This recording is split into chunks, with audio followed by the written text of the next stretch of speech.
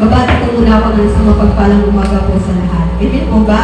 At ito na po yung, babasahin ko na po ang pangako ng Diyos na buhay. Hindi na po ito bago. Lagi-lagi naman po ulit-ulit, pero po, lagi po tayo nire-remind ng Panginoon. Amen po ba? Amen. Sabi po niya sa Deuteronomio 31 verse 6 hanggang 8. Ang sabi po niya dito, magpakatatag kayo at lakasan ninyo ang inyong loob. Huwag kayong matakot sa kanila sapagkat sasamahan kayo ni Yahweh na inyong Diyos. Hindi niya kayo iiwan, ipababayaan man. Amen? At sabi dito sa 7, ipinatawag ni Moises si Josue at sa harapan ng sambayanan ng Israel at sinabi ng ganito, magpakatatag ka at lakasan mo ang iyong loob sapagkat ikaw ang nanguna sa bayang ito sa pagsakop sa lupaing ipinangako ni Yahweh sa kanilang mga ninuno. Si Yahweh ang manguna sa iyo, sasamahan ka niya, hindi ka niya bibiguin o pababayaan man, kaya huwag kang matakot ni panghinaan ng loob. So salamat po sa pagkabasa ng kanyang banal na salita. Amen po na sinasabi po dito no, na alam naman po natin ang mga nagbabasa po ng Bible no, yung kwento po na ito ay yun po yung paglipat na ni Moises, amen, kay Josue ng kanyang panguna, amen, kasi si Moises po dito ay matanda na, kaya po kumbaga parang sinali na po niya yung panguna kay Josue. Amen po ba? Yung time na ito po yung, ang mga Israel po ay papasok na po sa lupang ipinangako ng Diyos. Amen. Kaya po, sinabihan po siya na magpakatatag ka, huwag kang matakot. Amen po ba? Kasi po, ibig sabihin po, pagpapasok na po sila sa bagong, amen, sa pangako ng Diyos, ibig sabihin po, bagong leader, hindi po nila alam kung sino pong makikita nila doon, mga kalaban, di ba? Alam naman po natin yung kwento na yung lugar na yun ay mga malalaki ang tao. Amen po ba? Amen? Kaya po, sinasabi po dito na magpakatatag ka. Amen? At huwag kang panghinaan ng loob. Dahil po, ang Diyos po ang kasama nila. Amen? Sinasabi po dito na kung sa ating buhay, amen po ba, na huwag po tayo matakot. Amen? Even kung tayo po ay bibigyan ng bagong ministry, amen? Ng bagong, amen, pamumunuan. Amen po, huwag po daw po tayo matakot. Amen? Kasi yun po yung sinabi doon kay Josue na huwag daw po siyang matakot dahil ang Diyos po ang kasama niya. Amen? Sa kahit anong laban, kahit anong sitwasyon, mga problema po ng ating buhay, huwag po tayong matatakot dahil po alam natin na meron po tayong Diyos na ating kasama. Amen po, na siya po ang ating kasama, na siya po ang makikipaglaban para sa atin. Amen po, magpapalakas ng ating loob. Amen po, yun po yung sinabi dito kay Josue. Lagi po siya dito, kinausap siya ni Moises, na lagi siya magpakatatag. Amen. Huwag na huwag siyang panghinaan ng loob dahil nakasalalay sa kanya, amen, yung pangunguna sa pagpasok sa lupang pangako. Amen po ba? Huwag din po tayo panghinaan ng loob sa buhay na ito kung marami po tayong pinakaharap. Amen? I-remind po siguro tayo na huwag tayong manghina, huwag po tayong bumitaw, amen, pagkus po, patuloy po tayong sumunod. Amen. Patuloy po tayo na maglingkod sa Diyos dahil po yun po yung ginawa ng ating mga ninuno noon dito sa Biblia. Amen po ba? Na ito din po, di ba, sinabi po doon na sa Hebreo na, di ba, sabi doon, 35, na sinasabi ng Diyos doon na I will never leave you. Amen. Hindi ka niya iiwan. Amen. Na hindi daw po tayo iiwan ng Diyos. Kahit tayo minsan, iniiwan na natin ang Lord, di ba? Kasi minsan parang nararamdaman natin na lalamig na tayo, pero ang Diyos, tandaan po natin, hindi po niya tayo iiwan kailanman. Amen? Di ba? Itong mga Israelita, naalaman naman po natin, nababasa, di ba? Sila, manumbalik sila kung may manumuno sa kanila, pero pag wala pong namumuno sa kanila, alam niyo po ba, nagiging ano po sila eh, iba po sila ng ano, tapos gumagawa pa nga po sila, di ba, ng Diyosan. Amen po ba? Kaya po, pero pag nanumbalik sila sa Diyos, di Di ba ang Diyos po, pinapatawad po sila. Amen. Kaya ganun din po tayo. Amen.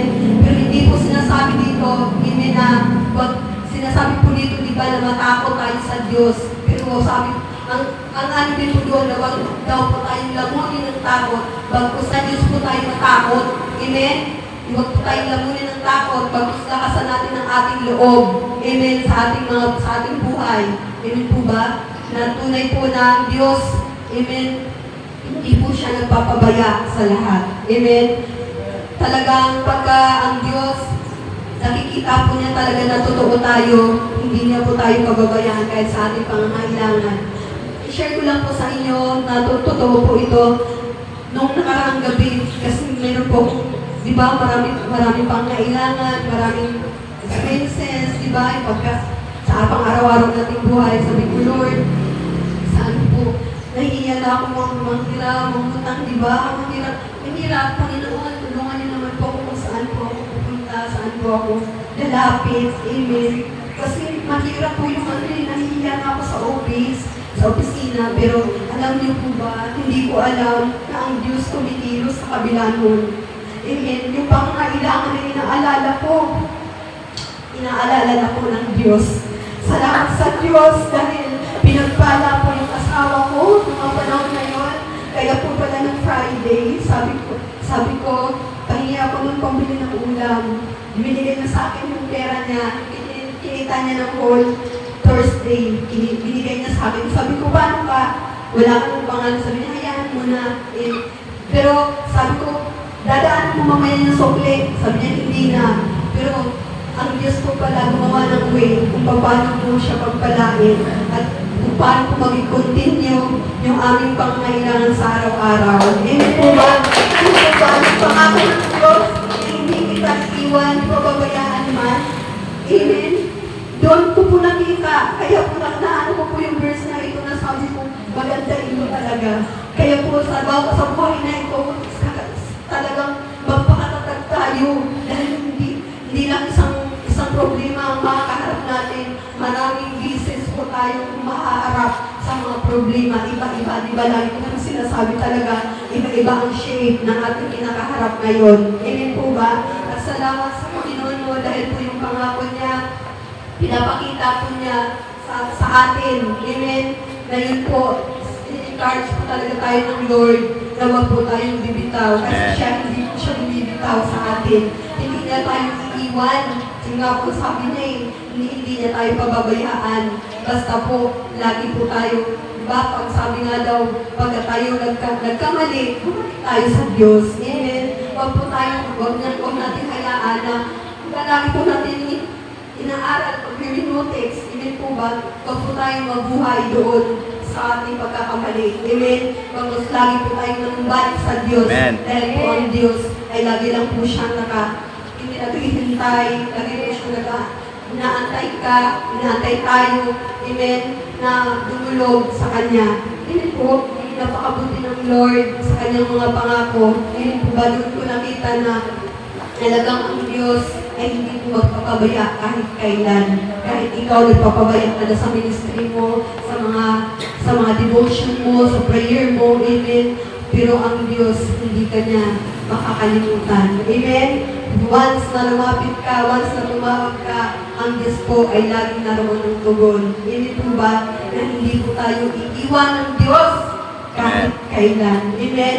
Kaya kailangan, kung katulad ni Josue, na sinasabi sa kanya na lagi siyang magpakatatag, dahil siya po, amen, siya po yung magdadala sa ng mga Israelita sa lupang pangako. Ibig sabihin, manggagaling sa kanya ang katagumpayan, sa kanya po manggagaling, amen, ang pangunguna kung paano po ang taga-Israel ay makapasok sa lupang pangako na yun. Ganun din naman po tayo, na lagi po natin magpakatatag para po tayo makapasok, amen, doon sa ipinangako ng Diyos, kung ano po yung ating nararanasan ngayon, amen, kung ano po yung ating pananampalataya na ang ating namang sinusunod sa Diyos, kaya po tayo sumusunod dahil yung buhay na walang hanggan ng ating pong sinusunod sa Diyos. Amen. Kaya po tayo magpakatatag para po ating pong makamutan yun. At tayo po, sumunod po tayo, amen, sa buhay, kung ano po ang ating, kung ano po yung pangaral, kung ano po yung mga salita ng Diyos sa ating buhay. Amen po, dahil po yun po yung makakabuti para sa atin, para po makamit po natin, amen, yung mga pangako ng Lord sa ating buhay. Na, alam naman po natin ang mga pangako ng Diyos, amen, hindi na po yung babalikin kahit kailan. Hindi po na lilimutin kahit kailan. Dahil ang Diyos po, kung ang tao ay sinungaling, ang Diyos po ay hindi kailanman nagsisinungaling sa kanyang mga pangako sa atin. Amen po ba? Palapakan natin ang Diyos na buhay. Talagang ang Diyos, amen, ang ating mga lakas, hindi po ito nanggagaling sa atin, kung hindi po sa presensya ng Diyos. Amen po ba? Kaya po magpakatatag daw po tayo sa buhay na ito. Sabi nga, di ba, sa Matthew 24 verse 30, kung hindi po ako nagkamali, tama po ba? Sabi po doon ang mananatil tapat. Ang mananatil tapat ay siya lamang po ang maliligtas. Amen po ba? Paano po tayo maliligtas kung hindi po tayo susunod? Amen. Dahil po ang requirements din po na para po makamtan po natin ang mga pangako ng Diyos ay sumunod. Sundin natin ang kanyang utos at tuntunin. Amen po. Kaya po magpakatatag po tayo. Nire-remind po, kaya po, dito ko po nakita na nire-remind talaga tayo ng Lord. Dahil marami pong nangyayari ngayon na maraming mga nakakapaghina, amen. Marami tayong mga kinakaharap. Pero sinasabi po ng Diyos, lakasan mo ang iyong loob. Lagi po natin lalakasan ang loob natin. Amen. Sa lahat ng mga pagsubok, sa lahat ng problema, kahit sa mga mag-aaral. Amen. Sa mga, may mga amo. Amen. Lahat ng yan sa negosyo. Amen. Minsan talagang susubukin po tayo dyan. Pero po magpakatatag at lakasan ang ating loob. Dahil po lahat ng po yan ay may katapusan. Ang kakaroon po yan, amen, ay kaginhawaan. Amen. Salamat sa Diyos sa kanyang mga salita. Ayun po, naunawaan niyo po ba ang mga pangako ng Lord na magpakatatag daw po tayo at lakasan natin ang ating loob. Huwag po tayo panghinaan. Amen. Dahil po ang ating Diyos ay amin po kasama saan man po tayo pumaroon. Amen po ba? Yun lamang po ang mga pangako ng Diyos na buhay at ibibigay ko na po kayo sa susunod na gawain sa buhay po ni Brad Boy Pugay.